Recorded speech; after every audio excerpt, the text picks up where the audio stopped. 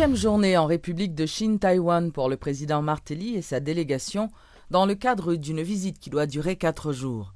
Les deux chefs d'État se sont félicités de la bonne qualité des relations qui existent entre eux, plus particulièrement du dynamisme de la coopération dans les domaines de la reconstruction post-sismique, des infrastructures, de l'agriculture, de la santé et de l'éducation.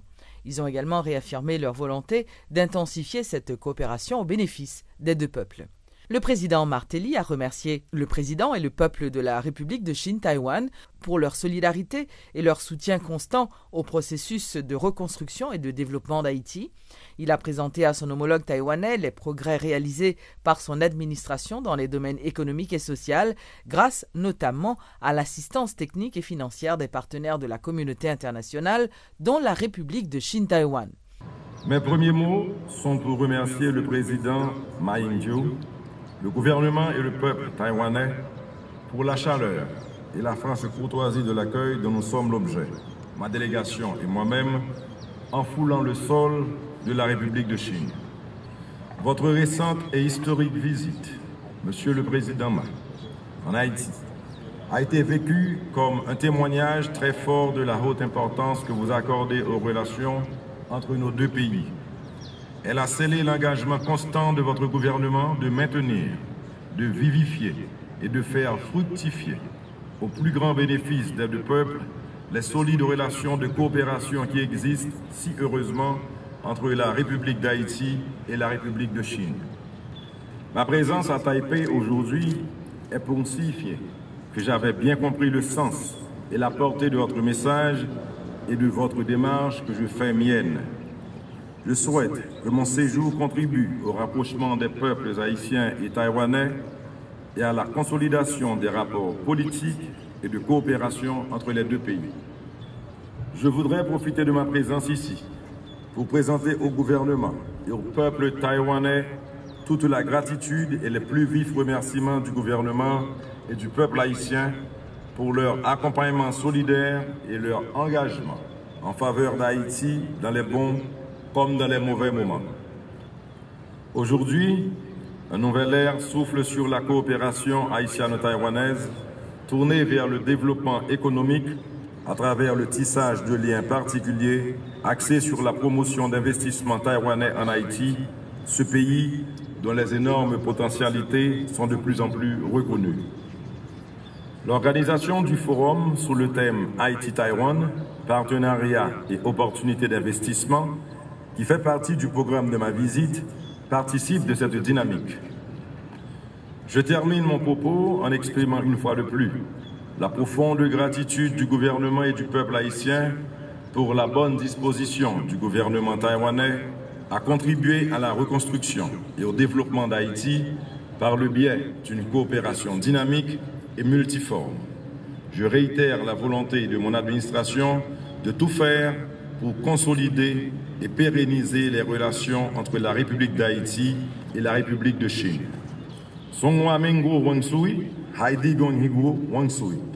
Je vous remercie. Vive la République de Chine, vive la République d'Haïti. Notons que le président sera de retour en Haïti le samedi 26 avril.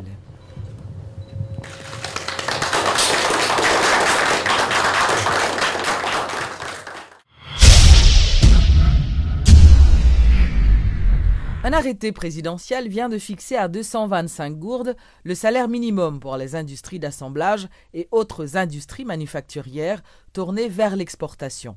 Selon cet arrêté présidentiel en date du 16 avril, le salaire minimum de référence connaîtra les ajustements suivants à partir du 1er mai. 260 gourdes pour les entreprises relativement stables, 240 pour les entreprises se tirant d'affaires, 225 pour les industries d'assemblage et autres industries manufacturières tournées vers l'exportation.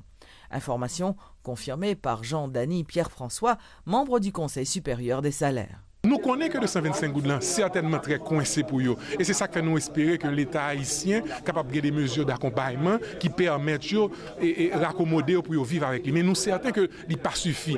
Mais le problème, c'est que si nous avons un salaire qui est trop haut, nous sommes trop contents de dire ouvriers que nous avons 500, nous avons 600, c'est facile. Mais ça, c'est quand nous avons fait politique, nous avons fait au plaisir. Mais il y a des risques, il y a des conséquences. Parce que dans le secteur, dans la région, il y a d'autres pays qui gagnent aussi même type de travail ça et dans le pays ça il y a des salaires minimum qui moins que ça nous-mêmes n'a en Haïti. Donc si nous bail trop nous risquons pas compétitif et usine qui bail travail ça il y a juste un fermé job ça en Haïti il y a fermé il peut aller au Nicaragua il peut aller en Indonésie il peut aller au Vietnam il peut aller au Cambodge côté que dans le pays ça il y a des salaires minimum qui a $3.86 $3.53 $2.96 $3.71 parce que nous obligés de tenir compte de tout indice pour nous voir à quel niveau nous arriver parce que c'est pas de mauvaise foi qui fait que nous pas aller plus loin c'est pour nous capables rester compétitifs. Malheureusement ce type de travail ça que nous jouons en Haïti nous t'a souhaité que nous jouions d'autres types de travail avec des gens qui payent plus mais si nous bail ouvrier plus pour l'instant yo risque yo même perdre du job yo et des gens qui sont capables de créer plus d'emplois parce que pas oublier chers amis que il y a 60% de population haïtienne qui pas travail donc nous espérer que en maintenant salaire en compétitif nous avons d'autres usines qui viennent impliquer côté que nous avons plus de monde qui a touché pour l'instant 225 gouttes par jour au lieu que nous gagnons 35 à 40 000 seulement pour l'instant c'est pas parce que nous pas aimer c'est pas parce que nous de mauvaise foi mais c'est parce que nous travaillons dans intérêt pour yo ka kembe job yo et dans intérêt l'autre monde qui pas travail que nous espérer que en maintenant Haïti compétitif gagne l'autre investisseur qui viennent créer emploi. Le nouveau ministre de l'Éducation promet que les arriérés du programme de scolarisation universelle gratuite et obligatoire, PSUGO, seront payés aux directeurs d'école au plus vite. Nesmi Maniga annonce que le disposition du PSUGO sera réévalué afin de mettre de l'ordre dans le programme. Le président de la République vient de lancer récemment les assises sur la qualité de l'éducation, parce qu'il s'est rendu compte, et le gouvernement et le pays se rendent compte, qu'il ne s'agit pas de mettre des enfants sur les bancs de l'école. Si on ne le met pas avec un maître formé, avec des matériels didactiques appropriés, modernes, je répète le terme, moderne, parce qu'il ne s'agit pas de former un citoyen au rabais, un citoyen qui ne soit pas compétitif avec ses voisins jamaïcains, dominicains, trinidadiens, surinamiens, pourquoi pas américains et européens. Le jeune haïtien, il est tout à fait capable d'apprendre au même rythme que l'ensemble des enfants de sa génération, pourvu qu'on lui donne les opportunités, donc à être dans des écoles où il y a l'accès à l'électricité, à l'accès aux nouvelles technologies. Je pense que ce sont des raccourcis importants que le pays se doit de prendre. Il y a des investissements majeurs qui doivent arriver au niveau de ce secteur. Le Fonds national pour l'éducation en est une composante. C'est un premier pas extrêmement important que je ressouligne, qui est critique. Il y a des ressources additionnelles dont ce pays a besoin pour ce niveau d'enseignement qui est le fondamental. C'est pourquoi le PSUGO est tout important dans sa phase qualité.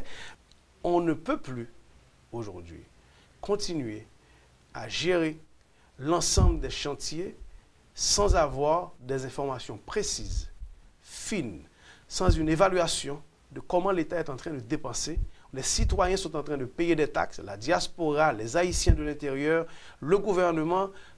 On est en train de financer un secteur, il faut qu'on soit sûr que quand on décide de subventionner un enfant dans une salle de classe, que cet enfant effectivement est dans la salle de classe. Ce travail n'a pas été fait, je crois qu'il y a... Ce travail est fait. Je pense qu'il y a lieu de poursuivre l'évaluation, non seulement interne, mais externe de l'ensemble du dispositif, pour qu'on soit certain qu'il n'y a pas une goutte qui soit dépensée de la mauvaise façon. Très bien.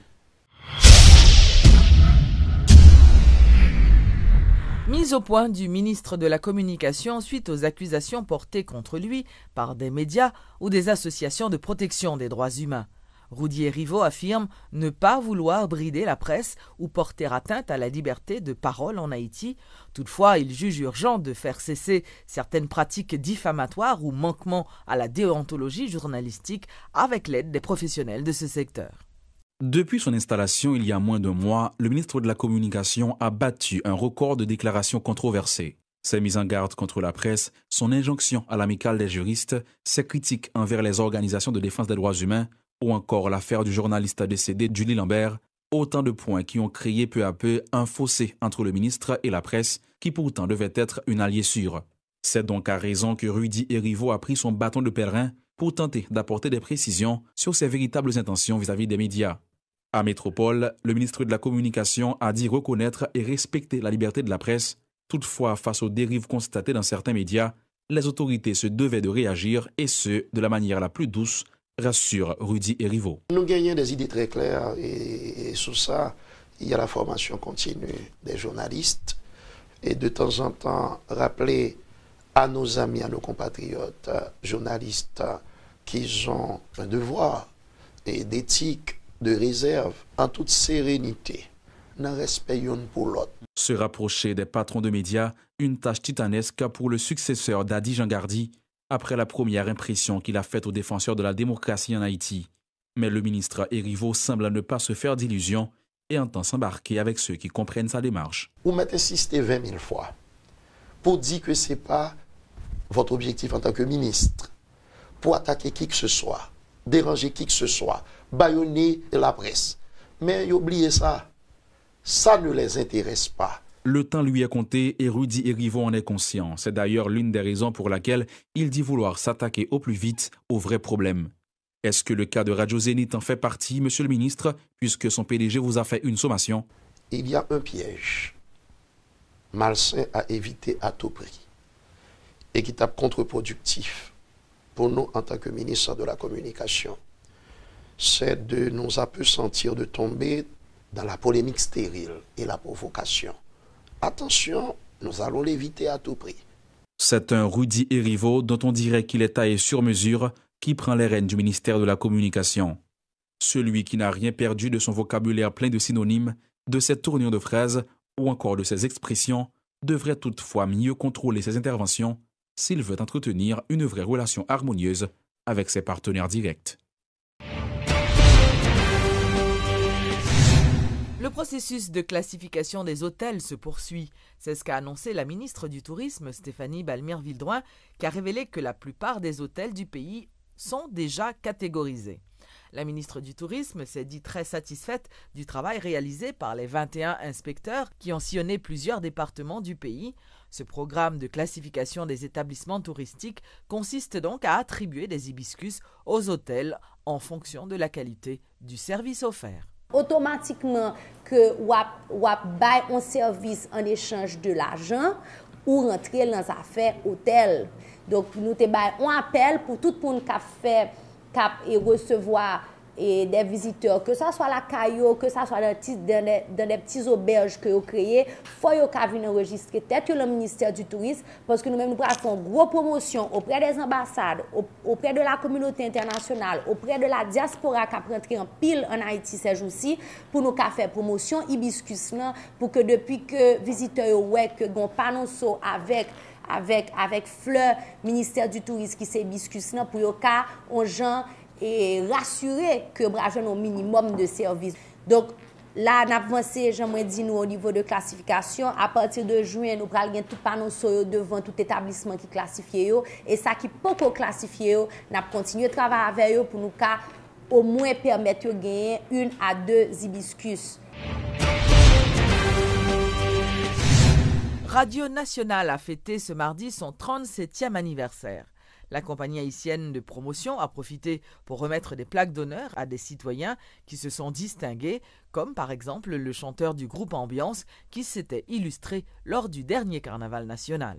Ce média a pour responsabilité de promouvoir justement l'action gouvernementale, faciliter la visibilité des réalisations gouvernementales, ce que justement d'autres gens n'arrivent pas à comprendre. Tout comme cette station a la responsabilité de d'informer la population, mais c'est une station qui doit être aussi à la disposition des membres de l'opposition politique, de la société civile. Vous voyez, et justement, c'est une responsabilité extrêmement importante de diriger ce média d'État qui doit servir tout le monde.